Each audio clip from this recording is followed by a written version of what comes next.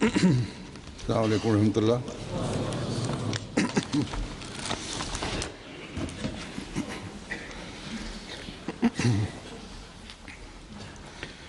أشهد أن لا إله إلا الله وحده لا شريك له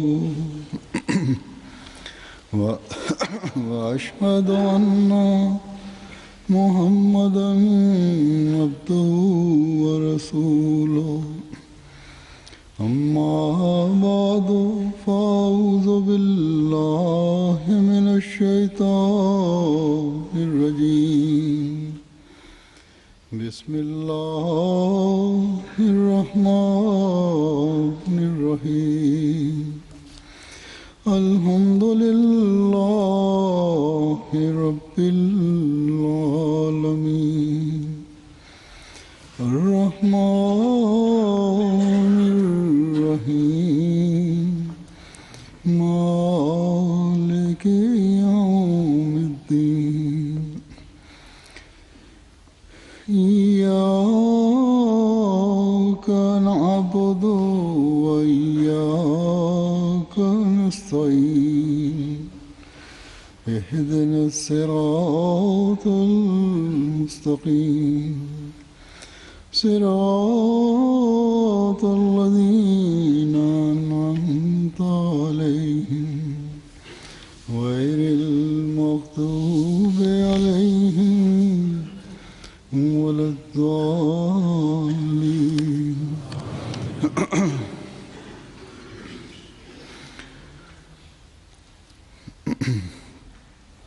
आज मैं सहाबा हज़रत मसीह मौऊद अलैहिस्सलाम की Hazur says that today I will present some narrations of the companions of the promised Messiah, peace be upon him. Previously as well, at various times, I presented some of these narrations, but I will aim to bring new narrations of the companions to the fore.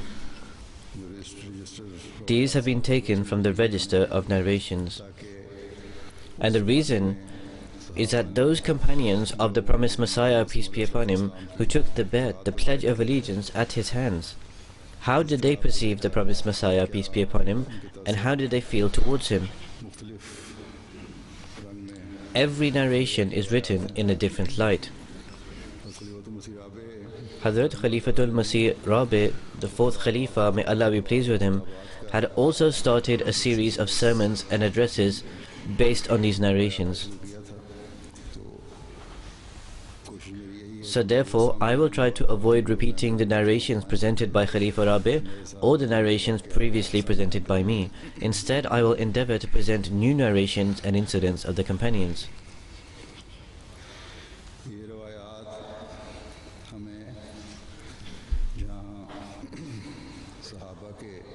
Whilst these narrations on the one hand expound the exemplary sincerity and loyalty of the companions and the details of how they joined Ahmadiyyat, on the other, they reveal the high station of the promised Messiah, peace be upon him, and also his relationship with his devotees and sincere followers.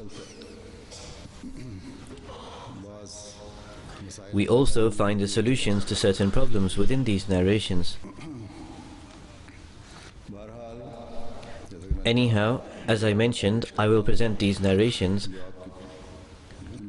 of those people who joined the promised Messiah, peace be upon him's pure Jamaat. Regarding these companions, the promised Messiah, peace be upon him, said that they have progressed tremendously in their dedication and devotion.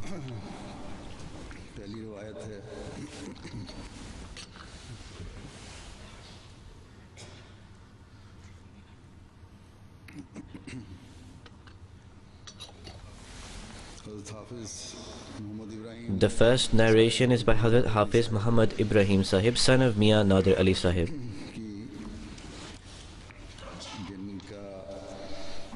The date of his birth, his initiation, and his first meeting with the promised Messiah, peace be upon him, was in 1900. He writes that in 1889, I initiated into the community through a letter. 3 to 4 years prior to this, My father has sent me for the Pledge of Allegiance, but for some personal reasons I could not perform the bet, and instead I returned home. After this, Sayyid Bahawal Shah Sahib, who was our very dear friend and teacher, he performed the bet, the Pledge of Allegiance of the Promised Messiah, peace be upon him. He would recite from the books of the Promised Messiah, peace be upon him, to me. He read almost all of the books of the Promised Messiah alayhi salam to me that had been published until then. During these days I saw a dream that the Holy Prophet sallallahu alaihi wasallam appeared. I inquired from the Holy Prophet, peace and blessings of Allah be upon him, that with regard to the current claim of Mirza Sahib of being the Messiah and the Mahdi, is he true in his claim?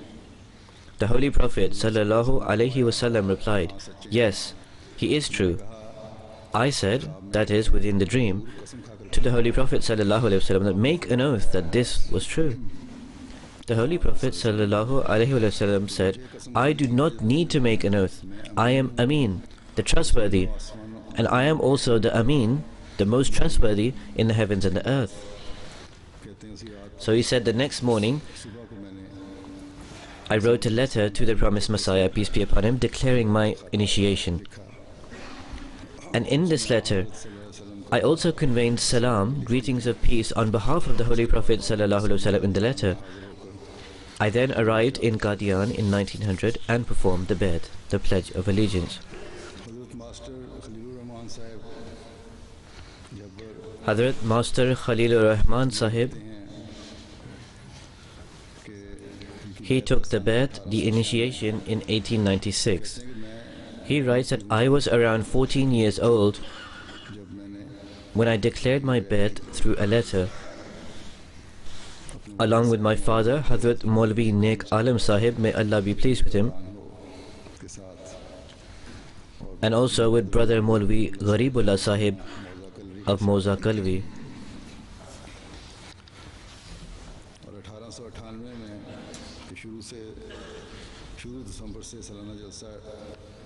So, I remained with the Promised Messiah, peace be upon him, from the beginning of December 1898 in Qadian until the Jalsa Salana. He went for the Jalsa Salana, however, he ended up leaving in early December. He narrates that I remained with the Promised Messiah, alayhi salam, the champion of Allah, when he went to Jhelum in connection with the case brought up by Karamdeen against the Promised Messiah, alayhi salam. I remained in his company during that time. Around the Jalsa Salana in 1907, I met the Promised Messiah alayhi salam for the last time, where I remained for about a week and a half. He narrates further that in my first meeting with the stalwart of Allah, I would stand in the first row, just one or two people to his left or right during the 5 daily prayers. In other words, he was to the immediate right or left of the Promised Messiah alayhi salam. In those days, after the 5 daily prayers, the Promised Messiah alayhi salam would spend around half an hour or so with his devotees, and he would enlighten them with his valuable advice. He would usually eat his evening meal in the mosque itself. In particular, after the morning and evening prayers until the Isha prayers, he would impart his teachings and wisdom to his devotees.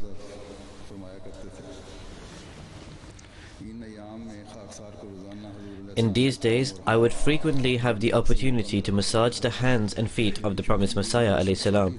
But because I was young at the time, out of regard and respect of the Promised Messiah alayhi salam, and due to the aura surrounding his prophethood, I never uttered anything before him, and nor did I ever have the chance to say anything to him.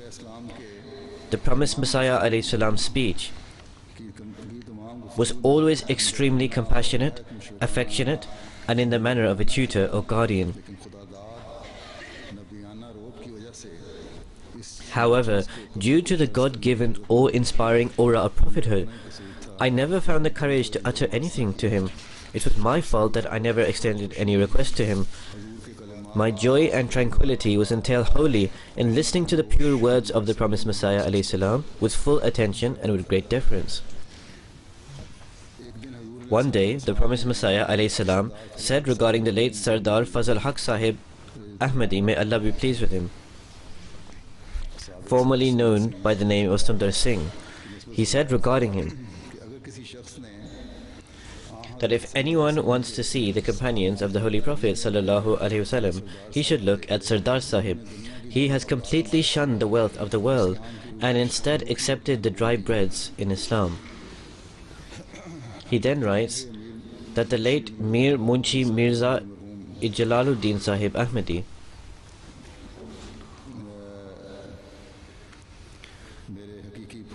he was my real paternal uncle, that is my father's sister's husband.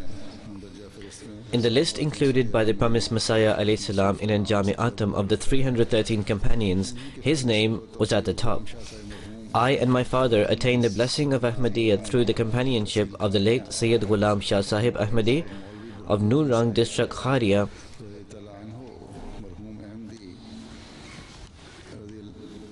and the late Maulvi Burhanuddin, may Allah be pleased with him, Ahmadi of Jhelum.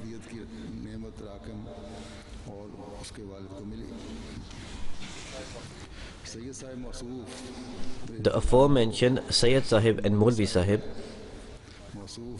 they were also teachers of my late honorable father, Mirza Muhammad Ashraf Sahib, the pensioner, and Mahajir, former Muhasib of Sadr Anjuman Ahmadiyya Qadian.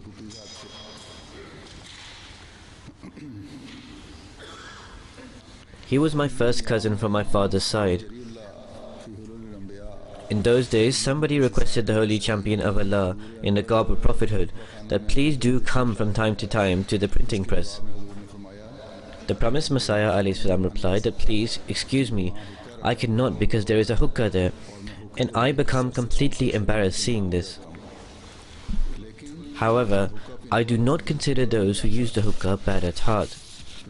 He continued that some people come for the initiation to me. They are clean shaven.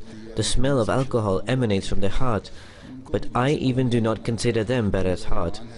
This is because it is my belief that if they stay in my company or call upon me regularly, then God, who is generous, will certainly purify them and make them righteous.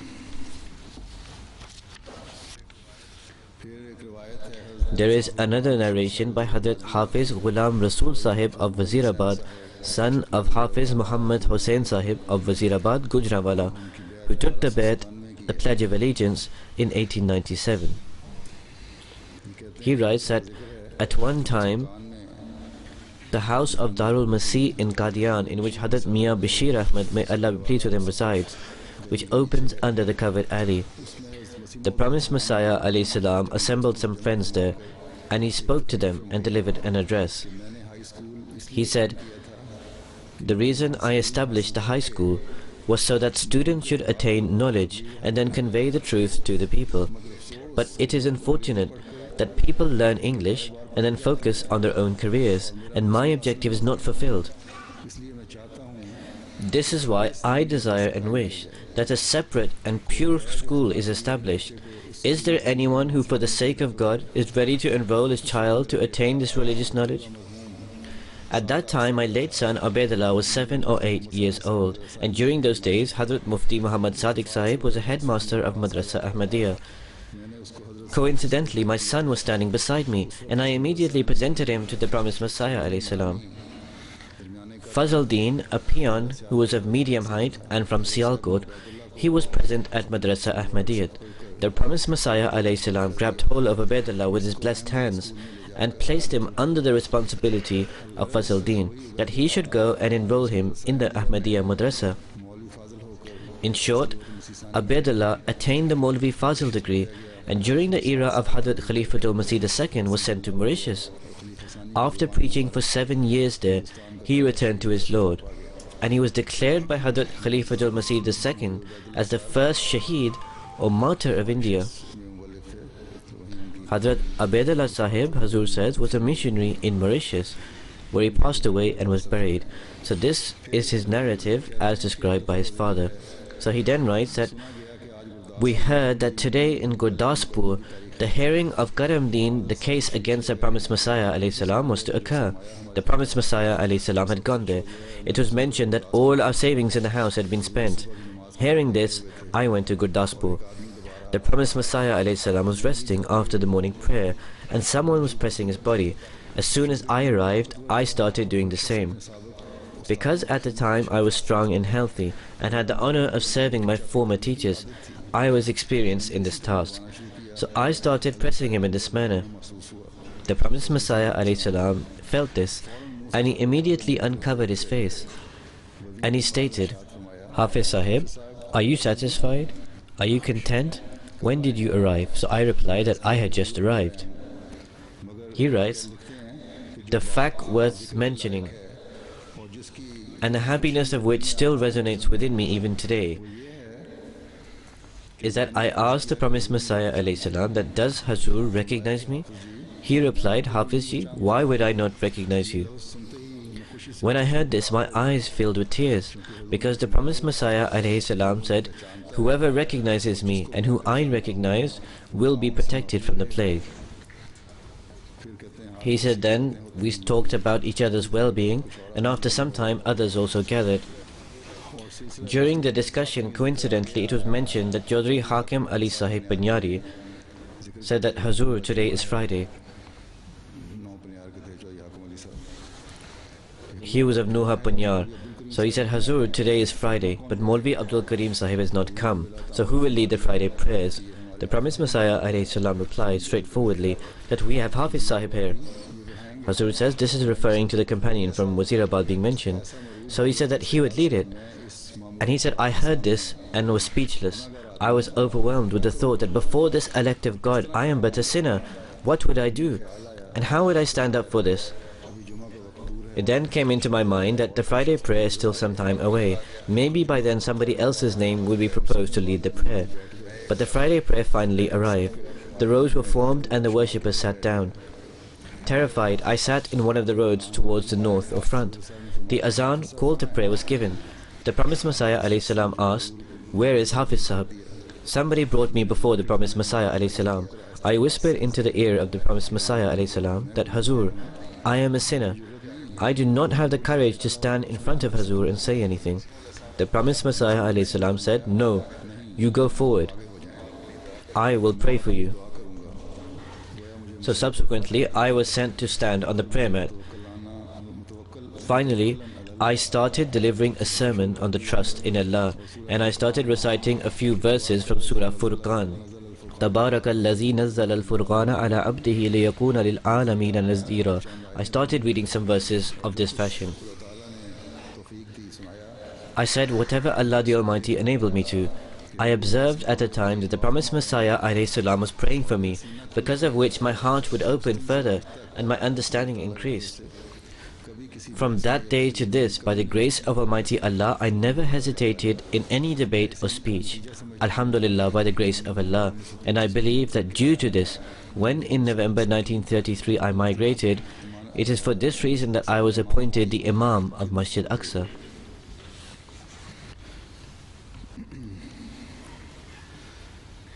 He writes further another incident that on one occasion I arrived in Qadian and mentioned my case and the false litigation by the opponents, and that through giving false oaths they had stolen my house. The promised Messiah ﷺ said, Hafiz Sahib, people lose their houses on petty ceremonies and weddings of their sons. If your house was lost for the sake of God, then let it go. Allah the Almighty will give you something better. So he says that I swear by Allah, as soon as I heard these pure words, the thought vanished from my heart that I had lost my house. Then he says further that Allah the Almighty gave me land in this blessed township of Qadian and a house many times better. I was granted a wife and also children. He then writes that something related has come into my mind which I shall put to paper, so that maybe some right-minded person can benefit from it.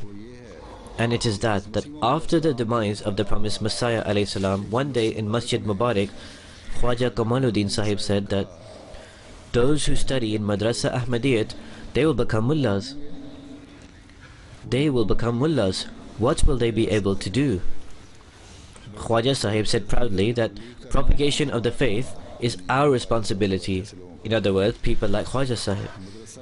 So then he said that Madrasa Ahmadiyya should be disbanded or closed down. He writes that Hazrat Khalifatul Masih Sani, Hazrat Mirza Bashiruddin Mahmud Ahmad was at the time sitting down, so he stood up, and this is during the era of Hazrat Khalifatul Masih I. So Hazrat Khalifatul Masih II expressed his resolve that this school, that is Madrasa Ahmadiyyat, was established by the promised Messiah ﷺ, so therefore it would continue, and inshallah, God enabling, scholars would be produced from it who would preach the truth. Hearing this, Khwaja Sahib became wonderstruck and dumbfounded, and I understood that Khwaja Sahib realized that he would fail in his objectives. Those who observe see that the students from this madrasa are preaching Ahmadiyyat in the entire world, and that mentioning the promised Messiah ﷺ is like deadly poison.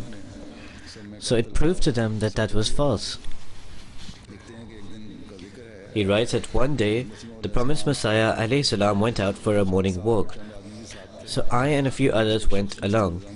Amongst them was Mistri Nizamuddin Sahib, former Secretary Jamaat Ahmadiyya Sialkot, who by the grace of God is still alive. So he said to me, "The promised Messiah ﷺ is always very kind to you." He said that the previous commentaries are less reliable. That is, the previous commentaries are not all that clear, and they are not relevant to the needs of the time. So he said, Hazur should write a full and complete commentary. Please request the promised Messiah ﷺ that the previous commentaries are no longer relevant. Their time has passed. The promised Messiah ﷺ should please write a full commentary. So he said that I subsequently extended this request to him, who replied, Hafiz Sahib, in my view, the commentaries worth mentioning and requiring explanation for the present time, they have been explained by me already. If I or we write a full commentary, then it is possible there would be further critics in the future, in which case Allah the Almighty may appoint someone else to respond.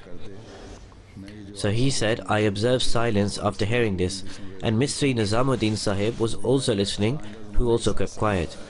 He said slowly that commentaries of the Holy Quran will continue to be written according to the needs of the time. There is another narration by Khan Sahib Munshi Barkat Ali Sahib. He was the son of Muhammad Fazil Sahib and was an employee of the Directorate General India Medical Service. He was also Nazir Baitul Mal in Qadian. He took the bet, the Pledge of Allegiance, in 1901, and he met the promised Messiah ﷺ in the same year. He says that as far as I remember, I first heard about the promised Messiah ﷺ at the beginning of 1900, when by chance I happened to live in the neighborhood with some Ahmadis in Shimla. I began naturally asking questions to them about the claim of the promised Messiah ﷺ and the issue of the death of Jesus, peace be upon him. Although I would oppose them fiercely, but I would refrain from foul language, abuse and taunts. I did not believe in the concept of the death of Jesus, peace be upon him. Despite this, he says, I disagreed with mocking or taunting. Hazur says, this has always been the attitude of the opponents, not just today, that they stoop to abuse and using profane language. But this companion was righteous. I was always against mocking and abusing, he says. Slowly and gradually I became inclined towards this. I slowly started believing in these things. He says that the promised Messiah ﷺ was debating with Pir Meher Ali Shah Sahib in those days. Hazur emphasized that during the debate an Arabic commentary of the Holy Quran should be written, and that by drawing lots any chapter should be chosen and the candidate should write separate commentaries, because the Holy Quran claims that La yamassuhu illa al-mutahharun,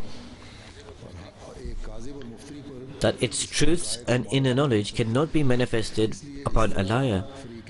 In this way, the truth or falsehood of the candidates can be discerned.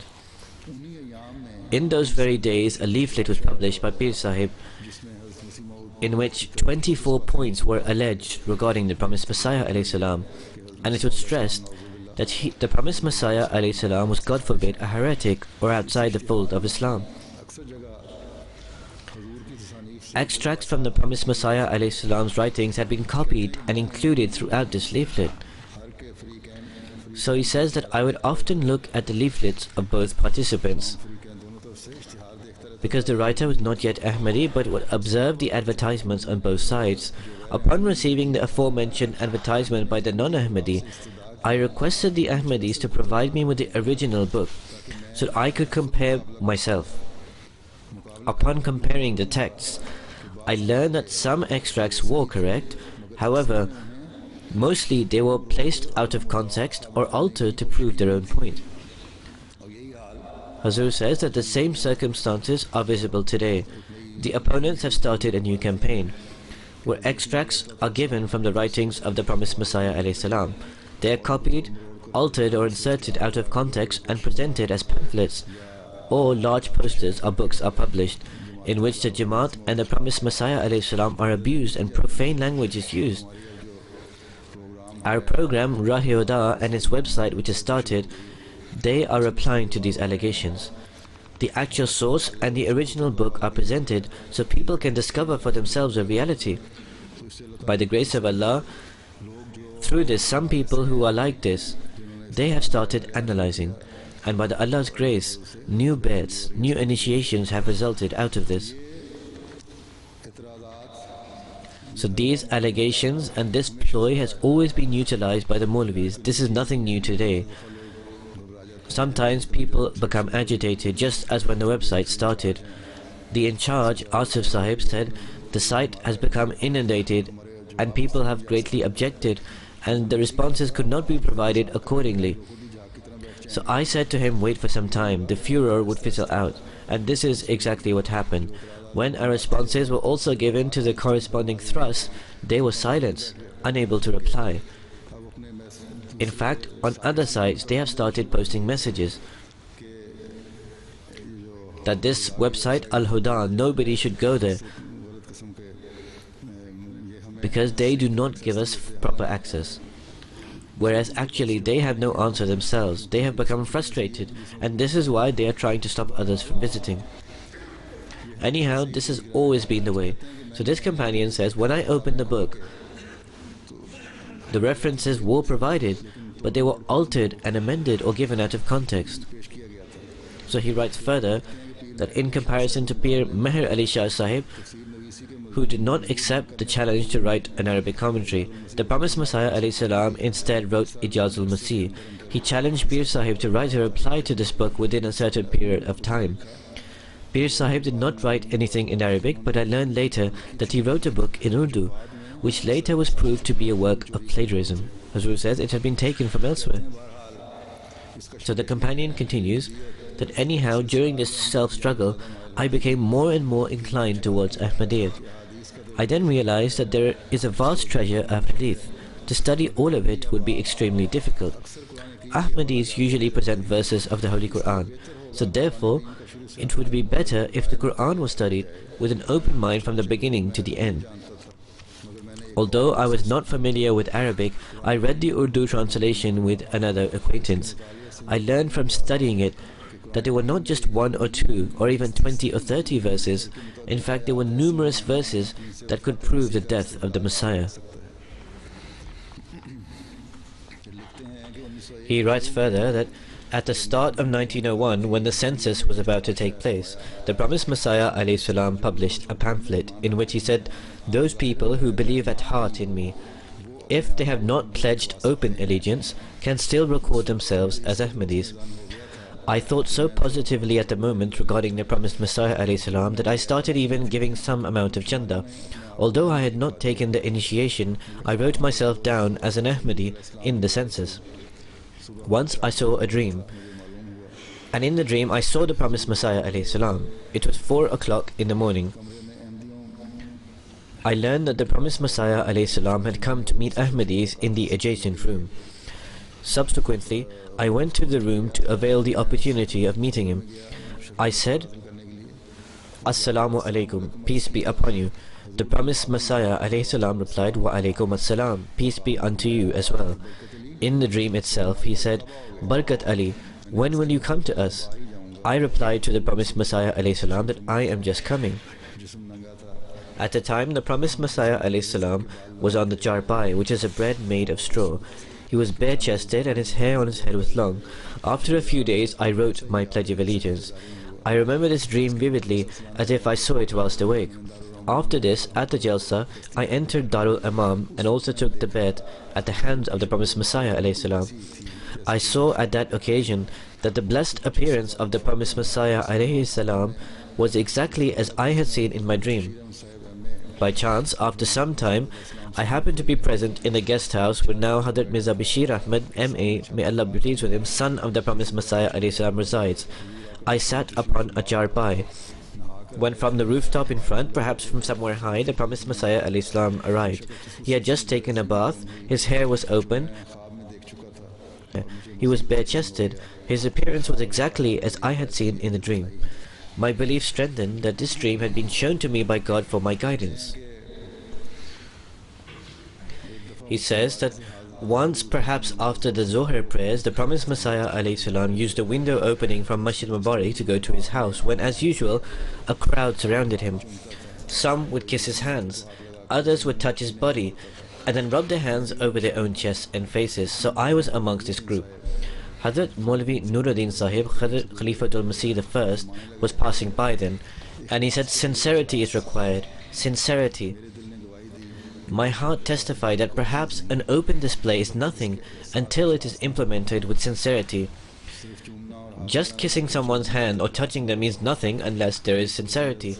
This is the lesson given to them by Hazrat Khalifatul Masih I. Subsequently, since then I have striven to maintain a relationship of sincerity and devotion with the promised Messiah ﷺ through Allah's grace. He writes that once in Masjid Mubarak after Zohar prayers, when the promised Messiah ﷺ was in the mosque, someone asked that a few Arya persons request a meeting. So Hazur called them inside and a discussion ensued. When the subject of salvation was being discussed, I observed that the awe-inspiring aura of the promised Messiah ﷺ was so dominant that the Arya persons could not even speak openly. They even stated that salvation does not require belief in the Vedas as a necessity. In fact, whoever acts good will attain salvation. He writes that once I had the opportunity to read the Friday prayers in Masjid Aqsa led by Hazrat Maulvi Nuruddin Sahib, may Allah be pleased with him. The promised Messiah ﷺ sat close to the grave of his father, which was in Masjid Aqsa. I availed the opportunity and sat nearby and would observe Hazur's movements during the prayer, that how Hazur offered it.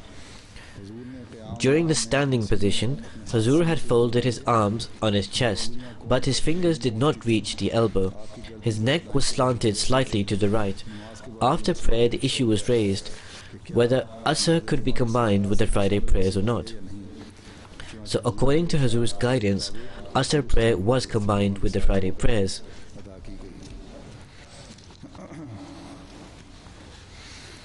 During the last days of the promised Messiah ﷺ's life, the Jamaat had already progressed much by the grace of Allah, and 600 or 700 people would attend the Jalsa Salana, the annual convention.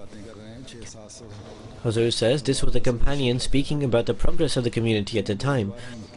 He continues that we were once informed that the promised Messiah ﷺ desires everyone to pass through the market so that non-Ahmadis, Hindus, etc. could see with their own eyes God's revelation being fulfilled, how people from far off were being drawn towards us, so this came to pass. Hazur says that Ahmadis today, by the grace of Allah, should be exceptionally thankful to God that the generations of those holy people are now spread all over, and their own generations are now in the hundreds. In addition, there are new people entering the community alongside. So look, the promised Messiah ﷺ was saying, walk in the streets of Qadian to show people how big the community was. And today the whole world knows what the Jamaat is. Newspapers write about us, television programs cover it, that what Jamaat Ahmadiyya is. This is why, however much we thank Allah the Almighty, it is inadequate. So he continues that it was the custom of the time that before a guest left, he would seek leave from the promised Messiah ﷺ before departing. Subsequently, I sent a note one evening requesting permission to leave. Hazur instructed in his reply that I grant permission, but that I should inform him in the morning before departing. According to this instruction, the following morning before leaving, I informed him. So the promised Messiah ﷺ came in person to see me off. Others were also along with him. The promised Messiah ﷺ came with us until the turning of the mud street. Various things were discussed on the way. I saw that Hazur was walking in a very relaxed manner. He appeared to be walking at a moderate pace, but actually was walking quite fast. Most of the khuddam had to really keep up. The children had to run to catch up.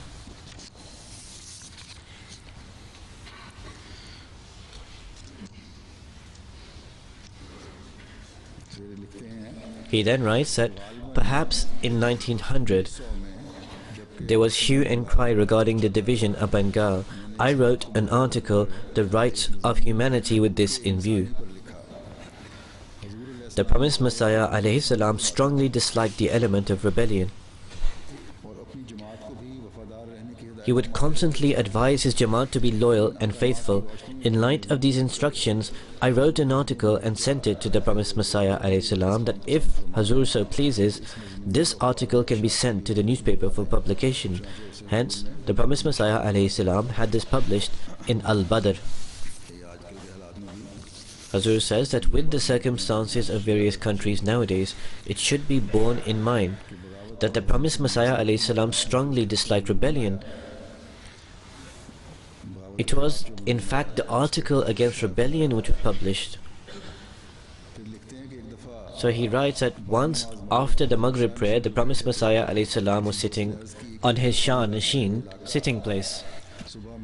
Someone said that the local officer is arriving with respect to the proposed construction of the minaret in the morning. The promised Messiah ﷺ desired to construct a Minaratul Masih, but this was before it was built. The Hindus and others were opposing this plan. In fact, they had lodged a petition to the government that permission to build a minaret should not be granted.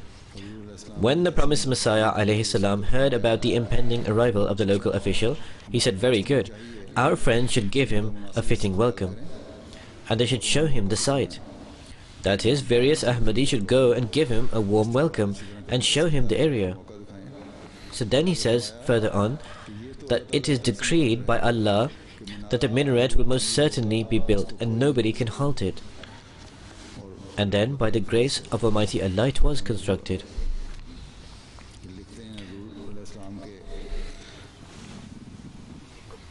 He writes regarding the promised Messiah ﷺ's general sitting posture and his manner of walking. He says that I have seen in gatherings the promised Messiah ﷺ's eyes would be cast down and would appear as if shut. But when Hazur ever lifted his glance towards me, I could not bear it and would immediately lower my gaze. He says that this perhaps relates to the last days of his life. He said, I sent a request to Hazrat Mirza Bashiruddin Mahmud Ahmad, Khalifatul Masih Sani, may Allah be pleased with him, for a meeting or a mulaqat with the promised Messiah ﷺ. Hazrat Mirza Bashiruddin Mahmud Ahmad, may Allah be pleased with him, was around 17 or 18 years old at the time. The promised Messiah ﷺ called me up to him. I said to him, when I was a non-Ahmadi, I partook in a fund at my office. The name of this fund was the Fortune Fund. There were 15 to 16 people who would give 8 anna each monthly. The total amount was put in a lottery and the profit was divided or shared. So he says this continued even after I became Ahmadi. Subsequently, once 115,000 rupees were won in the lottery by us, and I received a share of around 7,500 rupees or thereabouts. So he says that I thought, he now asked that after becoming an Ahmadi, is this still permissible? After inquiring from Hazur, the promised Messiah ﷺ replied that this is not allowed. The method of lottery, etc., the amount should be spent for the propagation of Islam, because nothing is forbidden for Allah as such. So he then gave some of the amount towards Jannah, and he distributed the other amount amongst the poor. Another narration relates to Hazrat Muhammad Ismail Sahib, son of Maulvi Jamaluddin Sahib of Sikwa, district Gurdaspur. He saw the promised Messiah alayhi salam in 1904 and he was a born Ahmadi. He says that I was around 24 years old when the verdict of Karamdin Jalmi, that is, the case was going to be announced on that day. I arrived the day before from my village. The promised Messiah alayhi salam was staying there in a house, and it was a very hot day.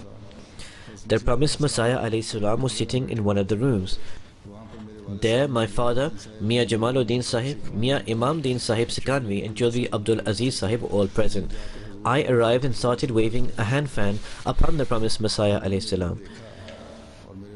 Hazur saw me and then smiled towards my father and said, Mia Ismail has arrived and also taken a share in the blessings and reward. Whenever I remembered how Hazur became happy for such petty service, it gave me elation within.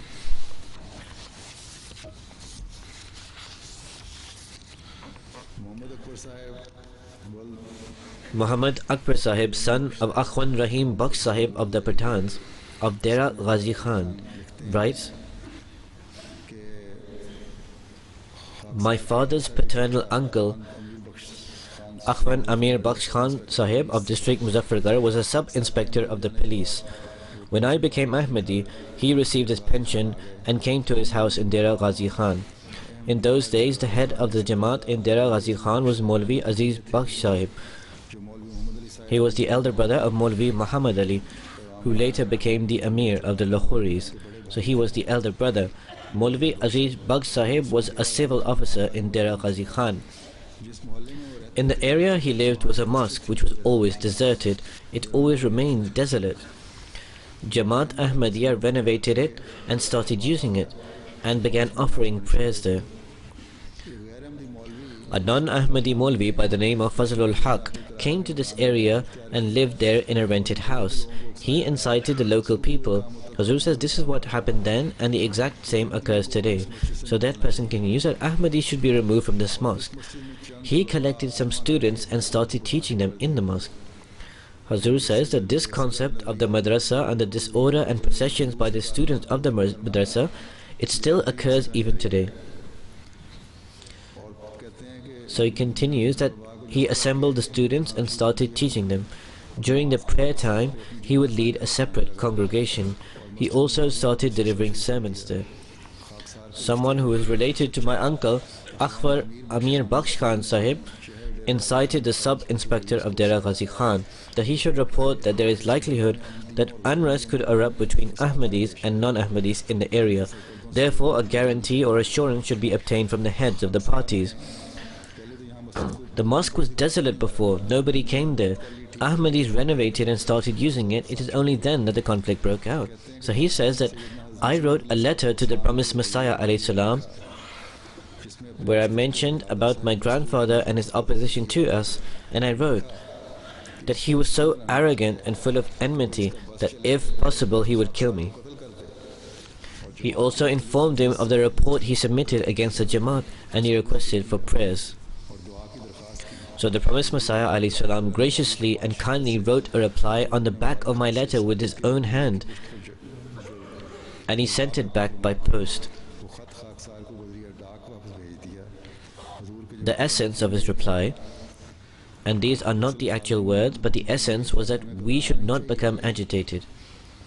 He then prayed that inshallah, God willing, the good consequences will rapidly manifest.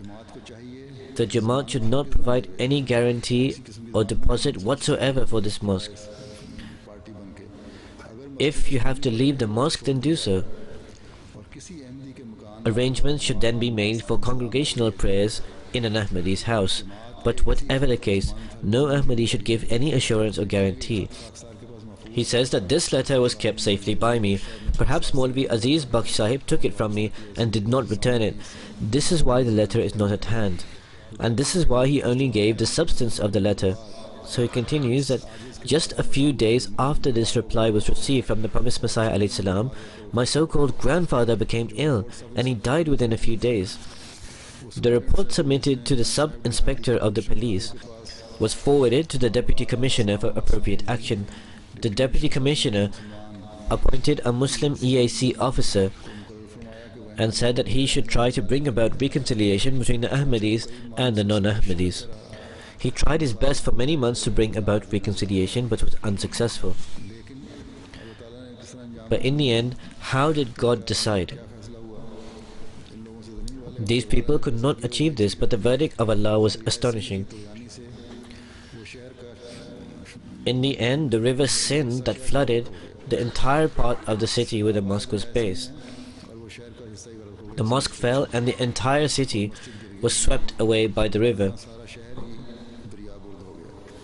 A new city was populated, where Jamaat Ahmadiyya built a new mosque. So far as I remember, the first mosque made in this new city was the mosque of Jamaat Ahmadiyya. Hazrat Nizamuddin Sahib, may Allah be pleased with him, son of Aladita Sahib of Vashu district, Pasrur from district Sialkot. He writes that this is an incident of November 1904 when the promised Messiah alayhi salam came to Sialkot. I also came to meet him. Perhaps it was after Zuhr prayers, when in the mosque of the late Hakim Hisamuddin Sahib, the promised Messiah alayhi salam provided the following guidance.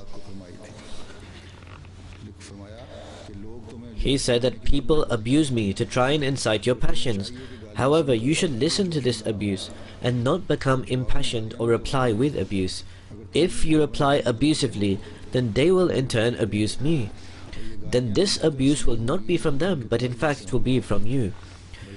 You should hear the abuse and pray for them and treat them lovingly, so that they are drawn nearer to you. After this, the promised Messiah alayhi salam referred to the companions of the Holy Prophet sallallahu alaihi wasallam that when the kuffar, the disbelievers, abused them and tortured them in every way, they would reply compassionately. Many of the kuffar, the disbelievers, witnessing this righteous behavior and treatment, joined Islam. So therefore, you should try to follow their footsteps. He says that what I have conveyed is the essence of what he said, but not the actual words of the promised Messiah alayhi salam. So he has presented a summary in his own words.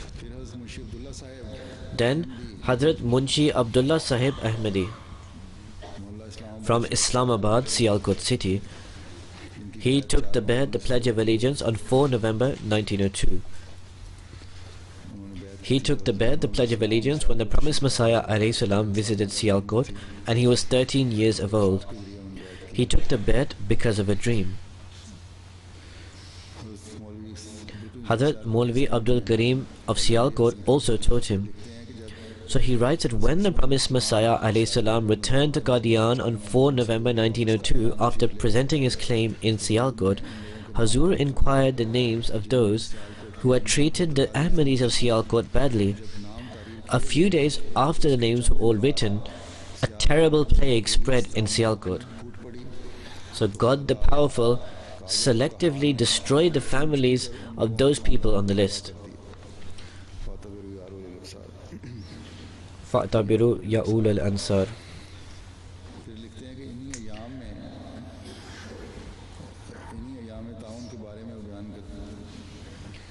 He writes regarding the plague in those days that an opponent caught the plague, so he called Hakim Hisamuddin Sahib. He said only this much, that this is like a black snake, do not go near it. When he was approaching death, his wife, out of love, embraced him. In actuality, that woman was embracing death.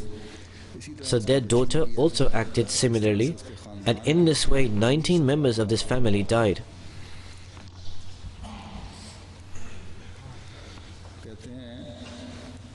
It is said that Maulvi Abdul Karim Sialkoti inquired from Hazur that have you ever felt pretentiousness or the feeling of showing off?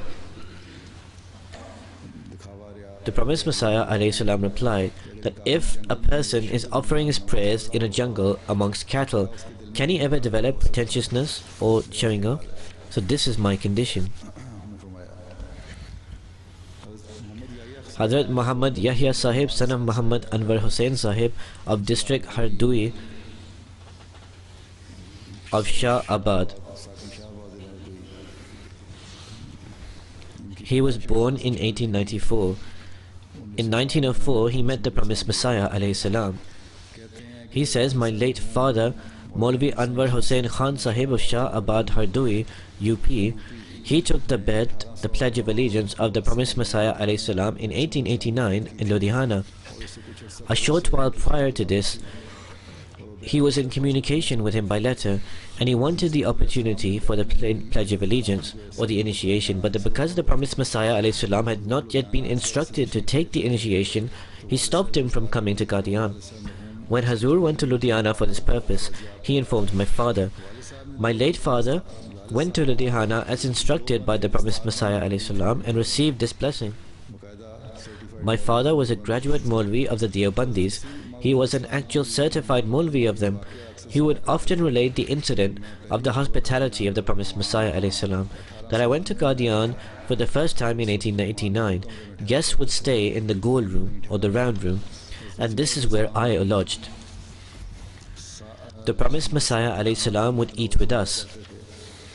Whilst eating, he would often go up and go inside and would sometimes bring back chutney or sometimes pickles or something of the like that we would like it.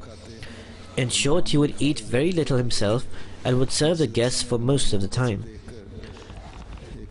Seeing the large number of people in Masjid Aqsa, my father once said, this is after he came to Qadian, his father saw the mosque was full to the brim, and he said that when I first went to Qadian, so on the day of Friday, at the time of Friday prayers, the promised Messiah alayhi salam went to Masjid Aqsa, and he met Maulvi Shadi Kashmiri on the way. He took him along for the prayers, along with Mian Jan Muhammad Sahib. Going forth a little, we crossed the path of a funeral of a child, so the promised Messiah alayhi salam ordered Jan Muhammad to lead the funeral prayers and joined behind himself.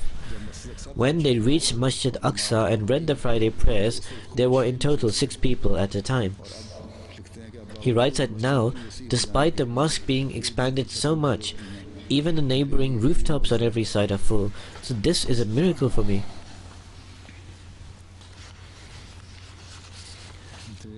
He writes an incident regarding the promised Messiah alayhi salam's kindness to children, that Hazrat al-Mu'mineen, the mother of the believers, the wife of the promised Messiah alayhi salam, required a chore to be carried out.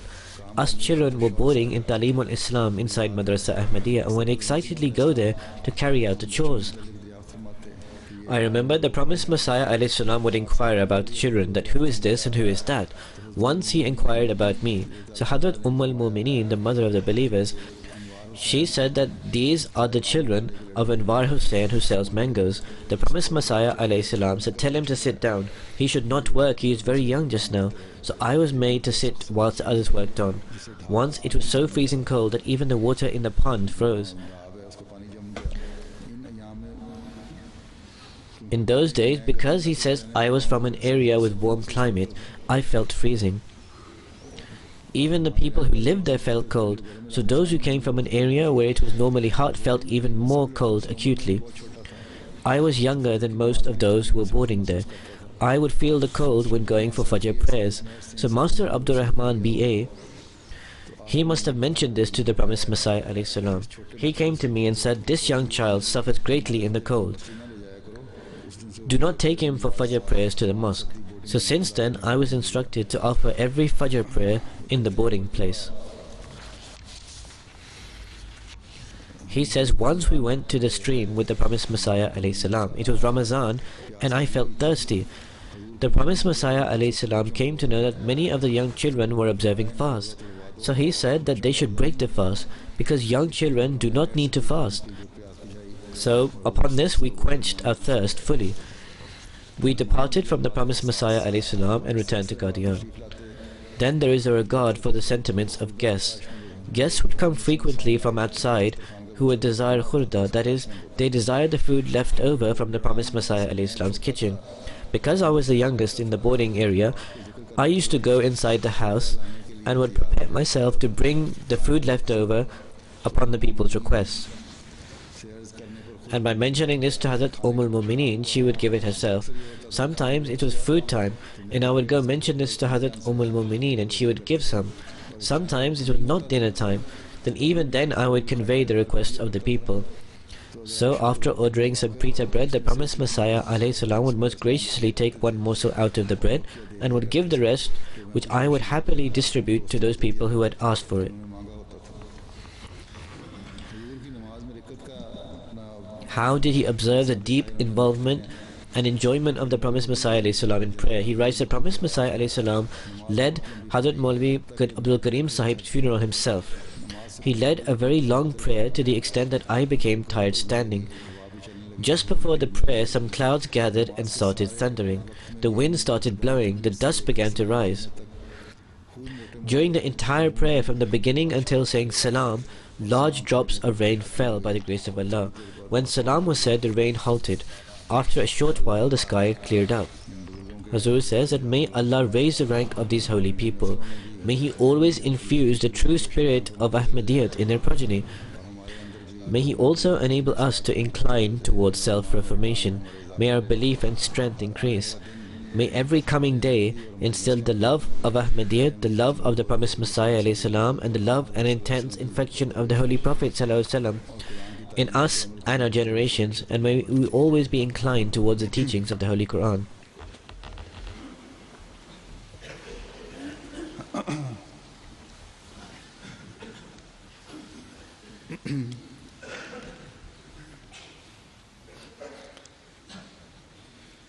Alhamdulillah, nahmaduhu wa nasta'inuhu wa nastaghfiruhu wa nu'minu bihi wa natawakkalu alayhi wa na'udhu billahi min shururi anfusina wa min sayyiati a'malina. من يهده الله فلا مضل له ومن يضلل فلا هادي له ونشهد أن لا إله إلا الله ونشهد أن محمدا عبده ورسوله عباد الله رحمكم الله إن الله يأمر بالعدل والإحسان وإيتاء ذي القربى وينهى عن الفحشاء والمنكر والبغي يعظكم لعلكم تذكرون